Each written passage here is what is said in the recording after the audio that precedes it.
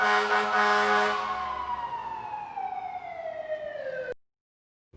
name is Justin McClellan. I'm the fire chief for the City of Lancaster Fire Department. Been here for a little over 15 years now in the fire service for 21 years now total as a career paid firefighter and as a volunteer.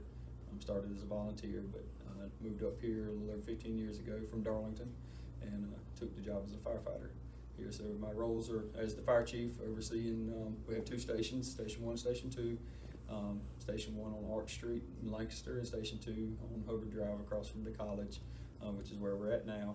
So I oversee both stations, the operations of the department, handle budget, paperwork, all the fun things.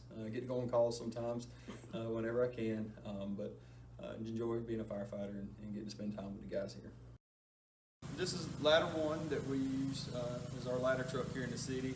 It's a 102-foot platform, and the platform is basically the bucket. It allows for firefighters to stand inside of the bucket and be able to fight fire, use it for rescues. This is Quint 2. We respond out of Station 2 across from the college, USC Lancaster. With this truck, it's equipped and manned and responds as an engine, just like the one you saw across town. Except for this one has a 75-foot ladder on the top of it, or a stick. As you remember, the one across town has a platform for firefighters to be able to stand in and fight fire out of, where this one just has the ladder itself. There's no platform for them to stand on, so they would have to climb up, but it still has nozzles just like the one across town. They can flow water and fight fire out of this, or they can perform rescues, whatever's needed, but it just does not have the area for them to actually stand in, and they have to climb this ladder and use it. This is where the driver of the truck sits. He's set up where he can have all of the controls within arm's reach to control the lights. Once he gets to the call, he can set the pump and put the truck in pump gear and everything from inside the truck. We turn on, we have a generator on the truck that controls extra lights that they need to see at night on the scene. So all of that can be controlled within the cab of the truck right here where the driver is sitting.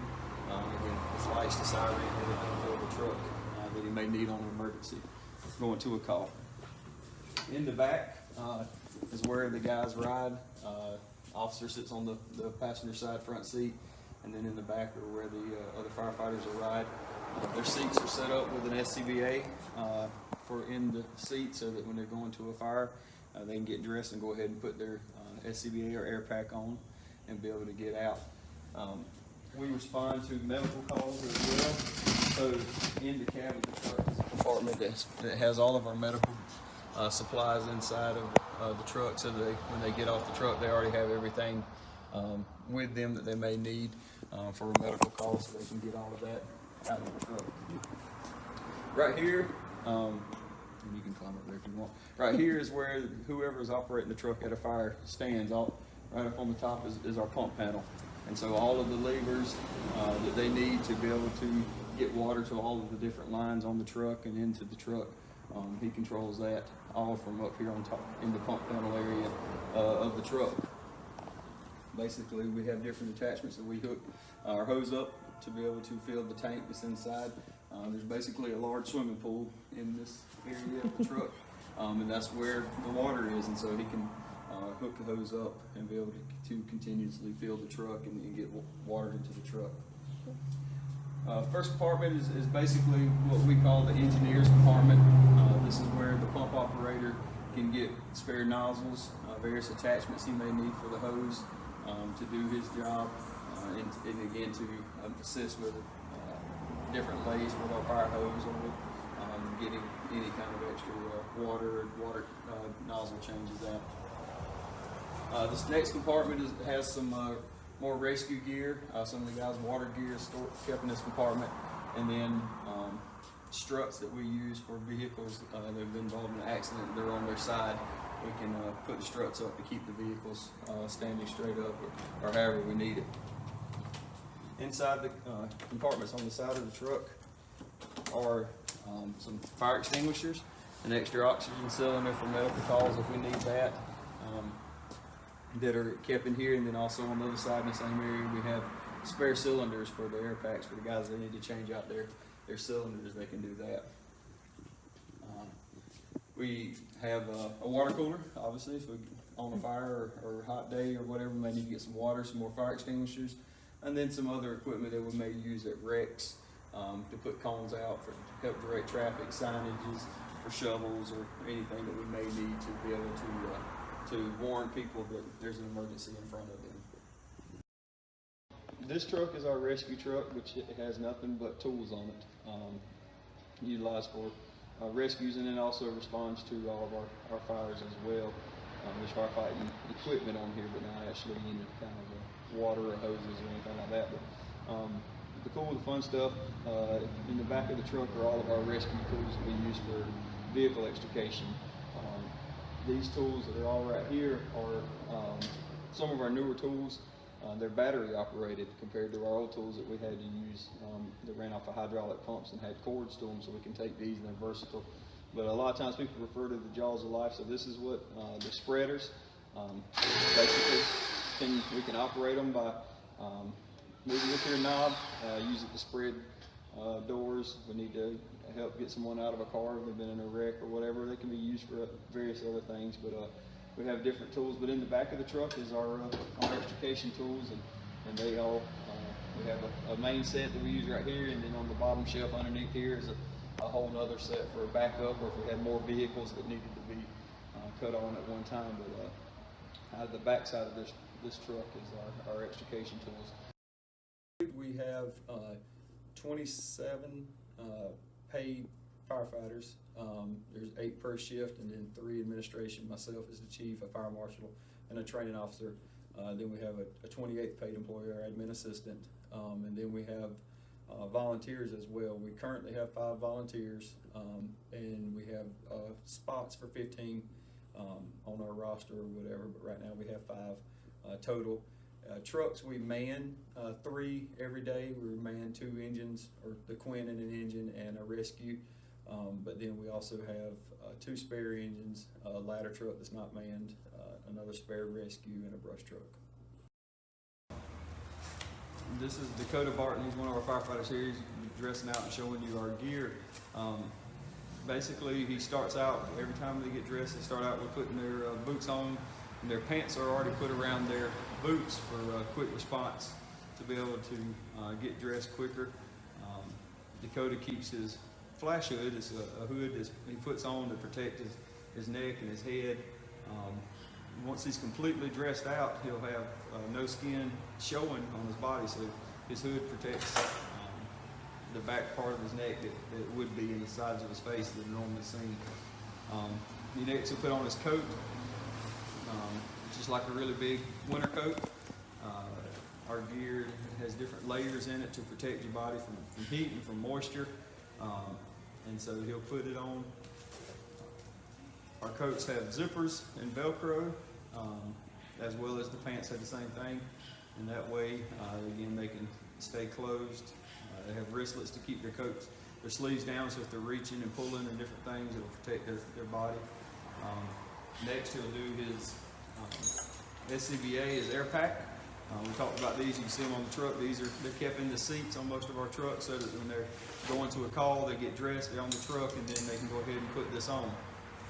This has his breathing air inside of it, so that he can breathe inside of a smoky atmosphere and be able to fight fire.